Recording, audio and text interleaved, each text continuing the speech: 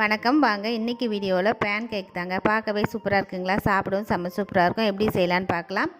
ஒரு 3 வாழைப்பழம் எடுத்துங்க, பழுத்த பழமாக எடுத்துக்கோங்க. இதை மாதிரி ஸ்போக் வச்சு நம்ம இதை நல்லா இந்த மாதிரி மசிச்சு விட்டுருங்க. அதுக்கப்புறம் 3 ஸ்பூன் சர்க்கரை சேர்த்துக்கோங்க. நல்லா மிக்ஸ் பண்ணி இந்த பதத்துக்கு வரணும். இப்போ ஒரு கப் அளவுக்கு கோதுமை மாவை இது கூட சேர்த்து சலிச்சுக்கோங்க. 1 spoon baking powder, 1/4 spoon baking soda, vanilla essence, கொஞ்சமாக உப்பு, எண்ணெய் ஒரு 3 ஸ்பூன் சேர்த்துங்க. வாசனை இல்லாத எண்ணெய் சேர்த்துட்டு காய்ச்சாத பால் தான் சேர்த்துருக்கேன். இது கூட நல்லா சேர்த்து மிக்ஸ் பண்ணுங்கள். இந்த பதத்துக்கு வரணும்.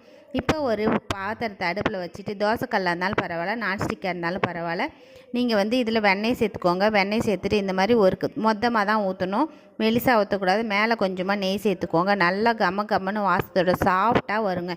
கண்டிப்பாக ட்ரை பண்ணி பாருங்கள். இந்த வீடியோ உங்களுக்கு பிடிச்சிருந்துன்னா எங்களோட வேணி சமையலை சப்ஸ்கிரைப் பண்ணுங்கள், லைக் பண்ணுங்கள், ஷேர் பண்ணுங்கள், மறக்காமல் கமெண்ட் பண்ணுங்கள். நன்றி.